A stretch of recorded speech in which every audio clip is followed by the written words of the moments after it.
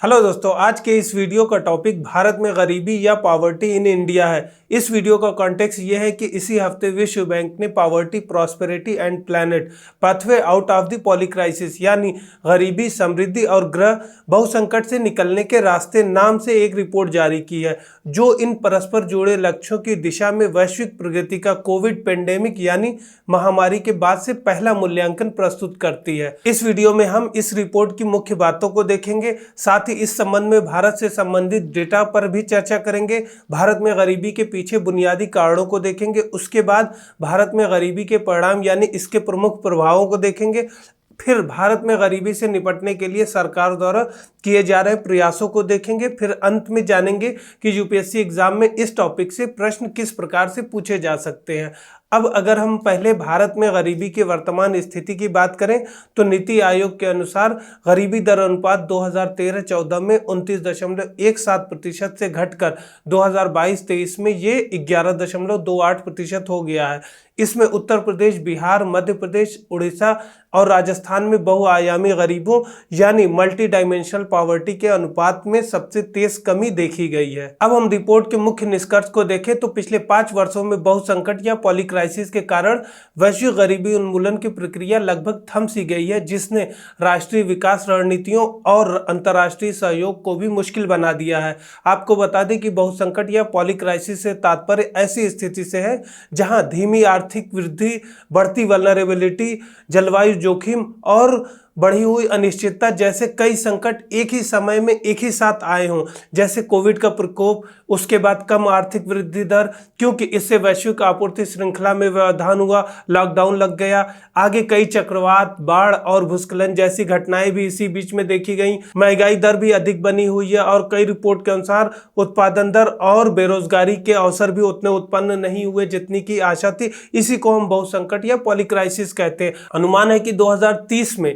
अत्यधिक गरीबी में रहने वाली वैश्विक आबादी जो 2024 में 8.5% है, तब भी 7.3% तक बनी रहेगी। यह विश्व बैंक के 3% के लक्ष्य से भी दोगुना है और एसडीजी गोल यानी सतत विकास लक्ष्यों में गरीबी उन्मूलन लक्ष्य से भी बहुत दूर है। महामारी के बाद से रुकी हुई प्रगति अभी भी पूरी तरह से पटरी पर नहीं आई है, फिर भी भारत में अत्यधिक गरीबी में रहने वाले लोगों की संख्या में उल्लेखनीय गिरावट देखी गई है, जो कि 1990 के 431 मिलियन से घटकर 2024 में 129 मिलियन हो गई है, जो कि अहम सरकारी परियोजनाओं के कारण संभव हुआ है। इसी में शब्द समृद्धि अंतराल यानी प्रॉस्पेरिटी गैप को भी समझ लेते हैं, जो इस बात की माप है कि वैश्विक आय समृद्धि के बुनियादी मानक से अभी कितनी दूर है।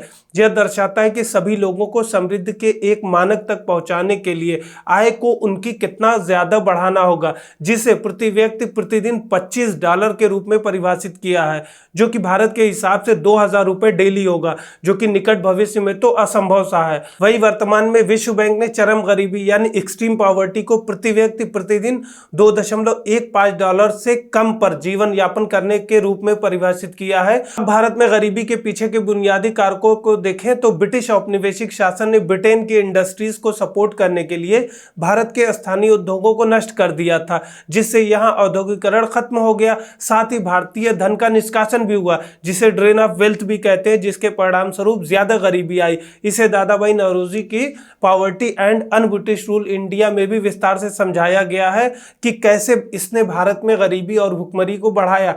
आगे आजादी के समय तक कृषि क्षेत्र में अधिक आबादी के शामिल होने से खंडित भूमि जोत, क्योंकि आबादी बढ़ी तो लोगों की निर्भरता खेती पर बढ़ी, जिससे ज्यादा आबादी जब कृषि पर निर्भर रहेगी तो जोत का आकार भी छोटा होगा। साथ ही पूंजी की कमी, पारंपरिक कृषि पद्धतियों पर निर्भरता से भी पैदावार सीमित हो गई। आपको बता दें कि नेशनल सैंपल सर्वे ऑफिस के अनुसार वर्तमान में भारत में लगभग 70% कृषि परिवारों के पास 1 हेक्टेयर से कम जमीन है, जिसे सीमांत किसान कहते हैं।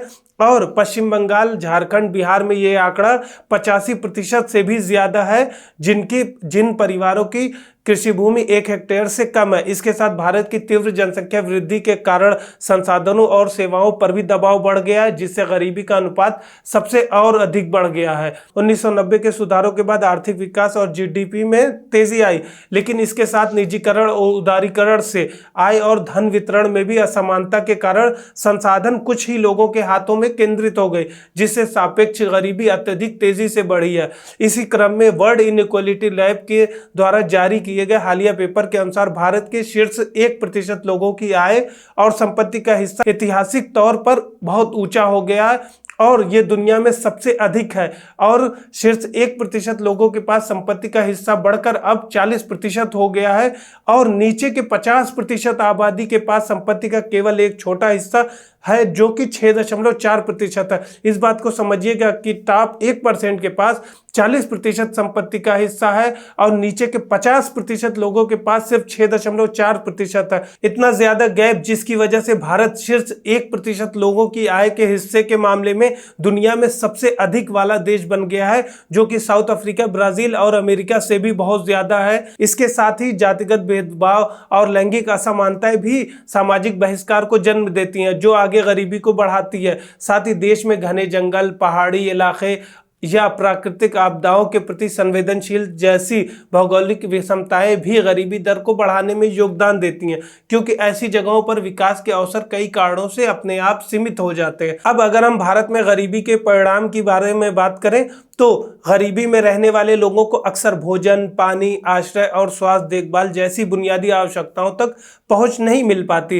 गरीबी का संबंध खराब स्वास्थ्य परिणामों से है, जिसमें कुपोषण, बीमारी और अस्वस्थता की उच्च दर तथा चिकित्सा देखभाल तक सीमित पहुंच शामिल है।